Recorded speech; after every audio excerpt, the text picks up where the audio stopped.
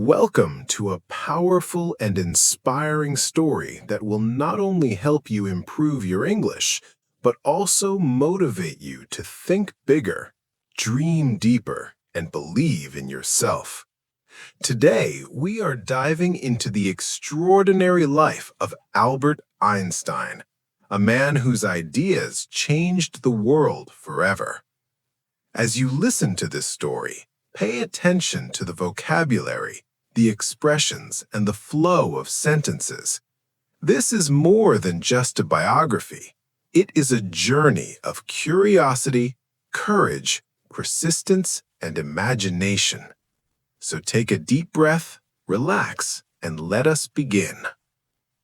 Albert Einstein was born on March 14th, 1879 in a small town called Ulm in Germany. His parents, Hermann Einstein and Pauline Koch, were simple, hard-working people. His father ran a small business dealing with electrical equipment, and his mother loved music and education. There was nothing obviously extraordinary about baby Albert, except one small detail. His head was unusually large. His family even joked about it, wondering whether he would grow up to be a normal child. Of course, no one could imagine that this quiet little boy would one day change humanity's understanding of the universe. As a child, Albert was very quiet. In fact, he did not speak fluently until he was almost 3 years old. This worried his parents deeply. Some people even thought there might be something wrong with him. Because he spoke so little, his family sometimes called him the quiet one. But Albert was not silent because he was slow. He was silent because he was thinking. He had a habit of observing everything carefully. He would sit alone for long periods, studying small details that others ignored. He was always wondering, always questioning, always thinking about how things worked. His mind was like a machine that never stopped exploring. When Albert was 5 years old, his father gave him a simple gift, a small compass. At first, it looked like an ordinary object, but when Albert noticed that the needle always pointed north no matter how he turned it, he was amazed. How could it do that? What invisible force was guiding it? This tiny compass created a big question in his young mind. He became fascinated with the invisible forces of nature. He later said that this experience left a deep and lasting impression on him. That small compass awakened his curiosity, and curiosity would become the driving force of his entire life. When Albert began school, things did not go smoothly. The German education system at that time was very strict. Students were expected to memorize information and obey rules without question. But Albert did not enjoy memorizing facts. He wanted to understand ideas. He wanted to ask why. His teachers did not appreciate his endless questions. Some of them thought he was rebellious and difficult. One teacher even told him, "You will never amount to anything." Those words were painful. Imagine being a child and hearing that you will never succeed. But Albert did not allow those negative words to define his future. Although he struggled with subjects like languages, he showed incredible talent in mathematics. Numbers made sense to him. Equations felt like puzzles waiting to be solved. He once described mathematics as the language of the universe. While other children were playing games, Albert often spent hours solving complex math problems simply for pleasure. His mother, Pauline, encouraged him to learn the violin. At first, he did not enjoy practicing, but slowly, music became a source of comfort and inspiration. Playing the violin helped him think more clearly. music and science became deeply connected in his life. His uncle Jakob also played an important role. Jakob introduced Albert to algebra in a fun and imaginative way. He described math as a treasure hunt, where each problem was a clue leading to hidden gold. This creative approach made learning exciting instead of boring. As Albert grew older, his curiosity only became stronger. One day, as a teenager, he asked himself a strange question.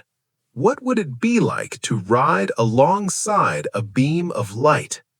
That question may sound simple, but it stayed in his mind for years.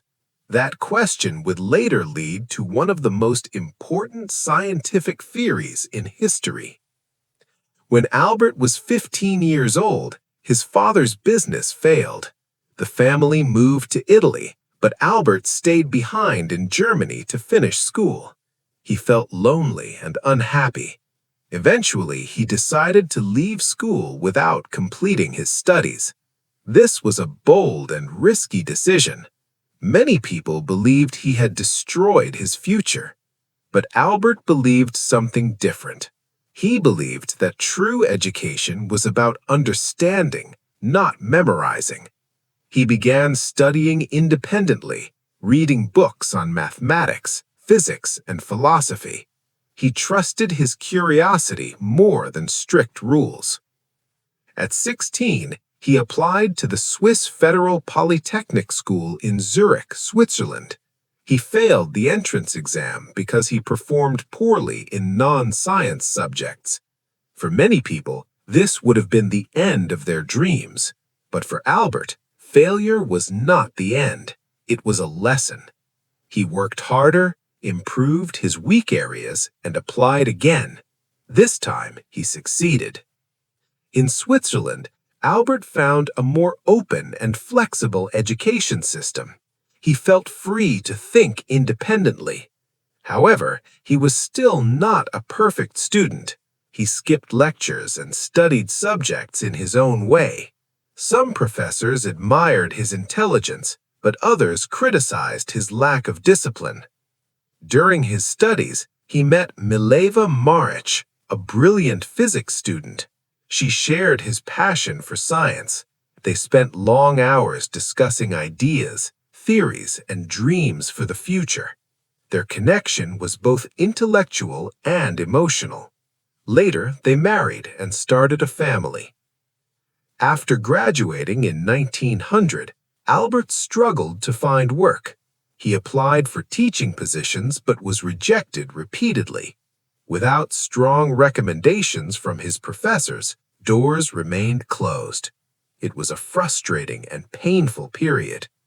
Finally, in 1902, he found a job as a clerk at the Swiss Patent Office in Bern. It was not his dream job. He reviewed patent applications and evaluated inventions. It seemed far away from the world of advanced physics. But sometimes what looks like a setback is actually an opportunity. The patent office gave him something precious, time to think. While reviewing patents, Albert continued reflecting on his big questions about space, time, light, and energy. He often worked on his theories in secret, writing notes between tasks. He later described this period as his thinking laboratory. Then came the year 1905, often called his miracle year. At just 26 years old, Albert published 4 groundbreaking scientific papers. He explained the photoelectric effect, showing that light behaves like particles called photons. This discovery later earned him the Nobel Prize in Physics. He provided evidence for the existence of atoms through his explanation of Brownian motion. And most famously, he introduced the special theory of relativity. In this theory, he showed that time and space are not fixed, they are relative. From this theory came the famous equation E equals mc squared, revealing that energy and matter are interchangeable. The scientific world was shocked. A simple patent clerk had revolutionized physics. Gradually, universities began offering him positions. He became a professor and gained international recognition. Yet, despite his growing fame, Albert remained humble. He once said, "I am not a genius. I am simply passionately curious." During the rise of the Nazi regime in Germany, Albert, who was Jewish, faced serious danger. His books were burned. His theories were attacked. In 1933, he moved to the United States and joined the Institute for Advanced Study in Princeton. During World War II, his equation contributed to the development of atomic energy. Although he did not directly build the atomic bomb, he later felt deep regret about its destructive use. For the rest of his life, he advocated for peace and nuclear disarmament. Even in his later years, Albert never stopped questioning. He searched for a unified theory of physics, a dream that remains unfinished even today. On April 18, 1955, Albert Einstein passed away at the age of 76. But his ideas, his courage, and his curiosity continue to inspire millions. His life teaches us powerful lessons. Struggles do not define your future. Your determination does. Failure is not the opposite of success. It is part of it. Curiosity is more powerful than fear. And true greatness comes from passion, humility, and persistence. Today, the name Albert Einstein is synonymous with genius. But his story is not just about intelligence. It is about courage.